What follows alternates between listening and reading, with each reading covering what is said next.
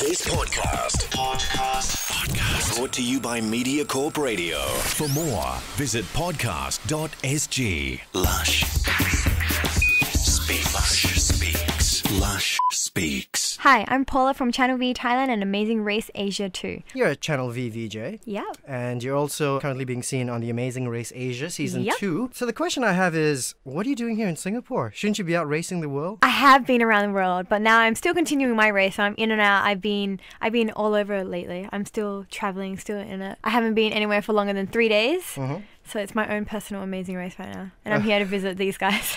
All right. But this is not your first time in Singapore. No, definitely not. I actually lived here for a month, maybe like 5 years ago. Mm-hmm. Yeah. So Any chance you might be coming back to live here for a while? you never know. Everything's a possibility. All right, let's talk about, before we go on into your background, we'll talk a little bit about the Amazing Race. Obviously, filming is over. Yeah. We know, well, you know who the winner is. We are all winners. Can I please say that again?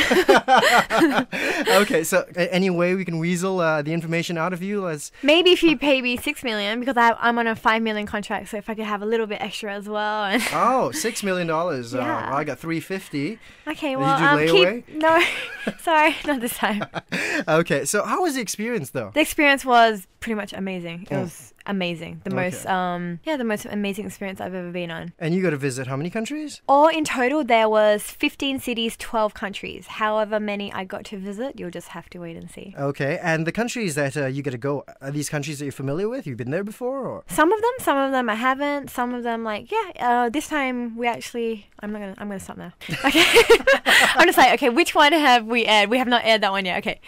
You'll see it soon. Okay, for instance, you guys started off from Singapore, right? Yeah. Okay, and you having been in Singapore before, does that kind of give you an edge though? Do you know what? I think in every single country you go to, they don't exactly take you to the places you are familiar with, that you know, and it's always things that you don't expect, or it's about luck and stuff. So you could know the country like the back of your hand, but if it's like something to do with your taxi driver or something like that, it doesn't really help. It's a lot of it is based on luck. Okay, well, you And maybe if you speak the language, if it's a foreign language, then kudos to you. Ah, definitely. Okay, so were you a big fan of the Amazing Race though? Definitely. I've always been a fan of The Amazing Race, even before it came to Asia. So thank God it came to Asia.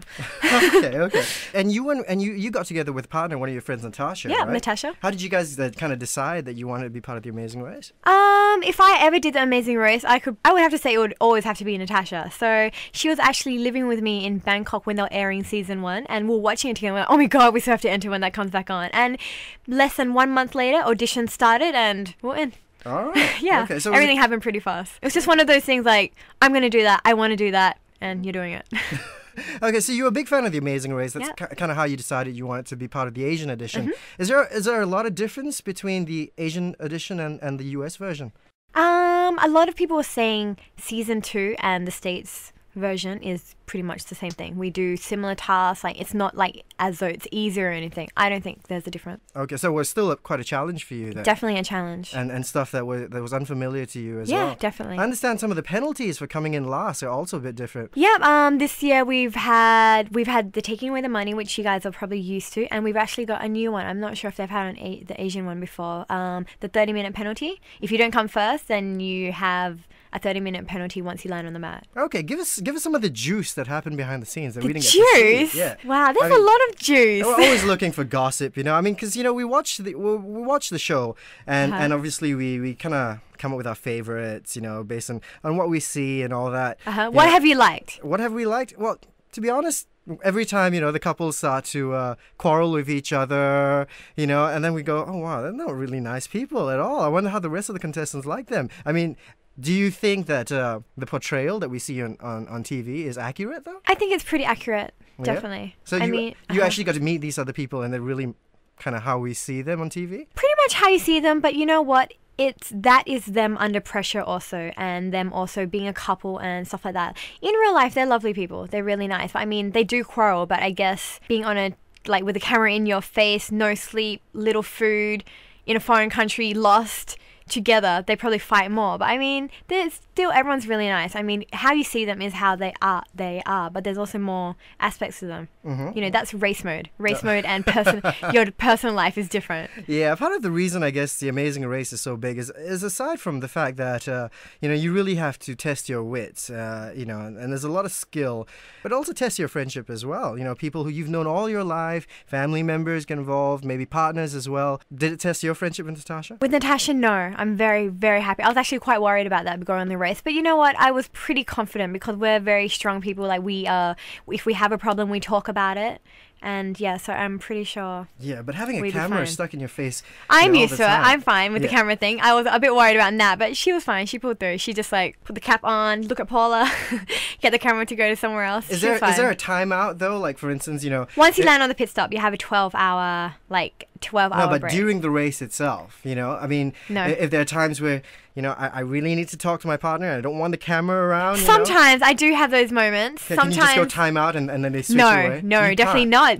Dude, they'll want that footage. Unbelievable. Okay. They'll want it, yeah. All right. And I found out actually on the races, sometimes when I've said stuff and thinking like there was no camera or no sound nearby and then it came out. Oh, no. So I was like, oh, okay. Jeez. What happens if you swear or something like that? You usually get beeped. Oh, okay. It's fine. I've done that. And we've all done that, yeah. Okay, so I mean, you're familiar with having a camera stuck in your face all the time. How about Natasha, though? It's all new for her, and she did pretty well, actually. Yeah? Yeah. So did you have to hold her hand and like pull her aside and go, okay, this is what you cannot do because they're going to film this? Sometimes I warned her a bit before the race, like, Nat, don't be so brash. They might not get you. This is Asia, because she's like, this is like an Aussie girl coming over. Like, she's very brash. She's a lovely girl. She's funny and stuff like that. But like, and try not to swear so much, you know.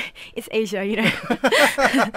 Yeah. Well, they'll beep you in whatever country. Yeah, but we need to hear some footage, you know. Yeah, definitely. Okay, so you know what? Obviously, you guys were in it to win. Yeah. Okay. At the same time as you meet other contestants and all that, your fellow contestants, the same way. I mean, especially when you're a big fan of the program, do you kind of develop favorites on your own though? You kind of root for some of the other contestants?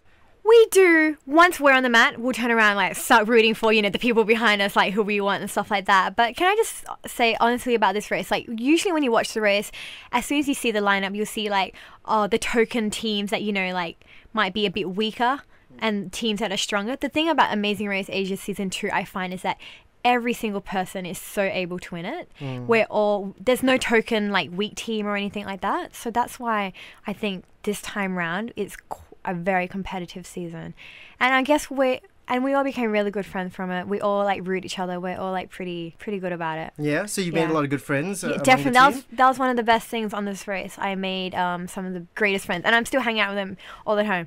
Yeah. Yep. And how about the people you didn't like? Oh, come on, there had to be some people you didn't like.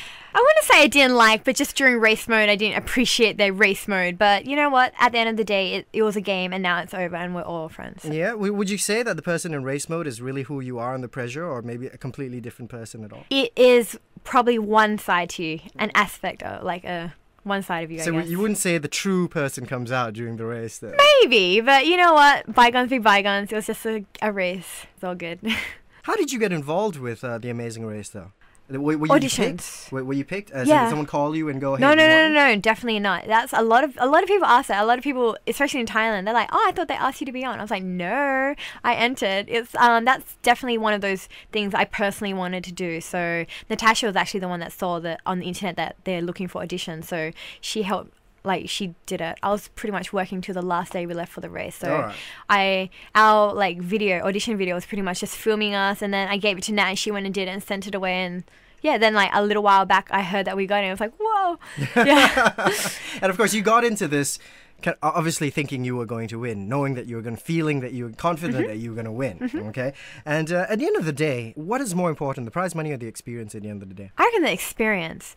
If I could do it again and they said, you can do it again, but you're not allowed to win, I would definitely do it again. Yeah? Like, it's just one of those experiences, like, after we finish the race, everyone's like, let's do it again.